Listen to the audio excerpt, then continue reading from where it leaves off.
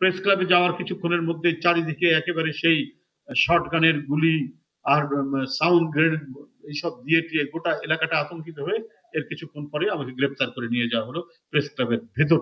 তো এরপরে আমার কোনো ভীতি বা কোনো ধরনের সংশয় ছিল না। আমার কাছে মনে হয়েছে যে এইবার আর শেখ হাসিনা পারবে না, পারার কোনো উপায় নাই। যখন জাতির সন্তানরা রাস্তায় নামে, তারা যখন দ্বিধাহীন ভাবে সরকারের বাহিনীর বিরুদ্ধে নিজের শার্টের বোতাম খুলে দাঁড়িয়ে যেতে পারে, তখন সেই দেশে সেই জাতির ঘাড়ে চেপে বসা কোনো ফ্যাসিস্ট আর টিকে থাকতে পারে না। তার প্রমাণ হচ্ছে মুগ্ধরা, তার প্রমাণ হচ্ছে আবু সাইদরা, তার প্রমাণ হচ্ছে আহনাফরা, তার প্রমাণ হচ্ছে ওয়াসিম আকরাম। সেদিনই এই জিনিসটি মনে হচ্ছে। আমি মনির ভাইয়ের সাথে কথা বলছিলাম পাশে থেকে, যে আমরা যখন ছাত্র দলের নাম লেখায় তখন থেকে তালি দিয়ে একটি গান গেয়ে আসি মনের আনন্দে, প্রাণের আনন্দে।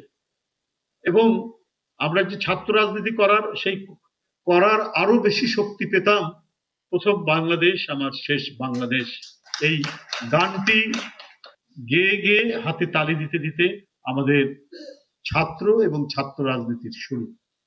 সে লোকটি আমার পাশে বসা, মানে এটা আমাদের কাছে আমাদেরকে অভিভূত করে যে এত বড় একজন গীতিকার, যার গান গেয়ে গিয়ে আমরা আমাদের তারুণ্যের কাল আমরা অতিক্রম করেছি, তিনি আমার পাশে বসা। যদি হঠাৎ করে আমাদের পাশে আমরা কাজী নজরুলকে দেখতে পাই, যেমন লাগবে ঠিক তেমনি। কারণ এই মানুষগুলোই তো একটা দর্শনকে, একটা আদর্শকে প্রতিষ্ঠা করতে গিয়ে তার লেখা গান দিয়ে সেটাকে তিনি সাপোর্ট করেছেন, এবং যার কারণে আজকে জনগোষ্ঠীর মধ্যে, দেশের জনসাধারণের মধ্যে অত্যন্ত গভীরে ধানের শীষ যেন হেমন্তের বাতাসের মধ্যে দোল খাচ্ছে। এটা মূল দায়িত্বটা পালন করেছেন কিন্তু এই কবি, সাহিত্যিক, গীতিকার, কণ্ঠশিল্পীরা। এটা দর্শন এবং এই ধানের শীষকে চিনেছেন একজন মহান দার্শনিক, রাষ্ট্রনায়ক শহীদ জিয়াউর রহমান।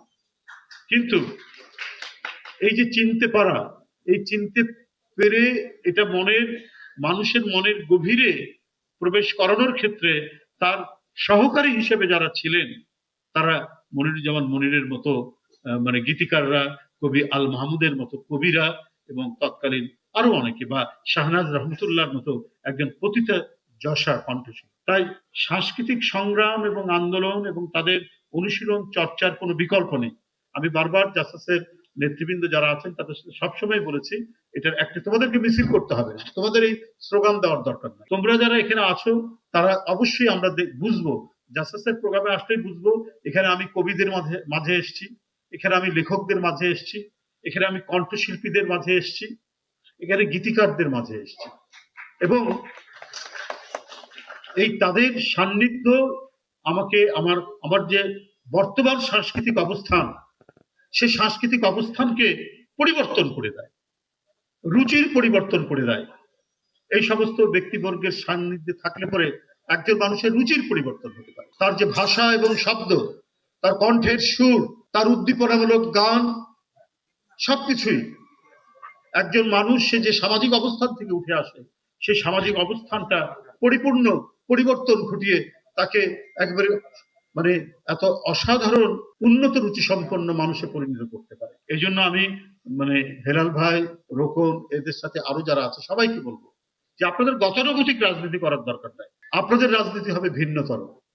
আপনাদেরকে সবাই সান্নিধ্য পাওয়ার জন্য আসবেন, এবং আপনারা যে অনুষ্ঠানগুলি করবেন সেখানে এদেশের জাতীয়তাবাদী শক্তির অন্যান্য যারা রয়েছেন, যারা সরাসরি সংগঠন করেন, রাজনীতি করেন, তারা আসবেন অনেকটা মনের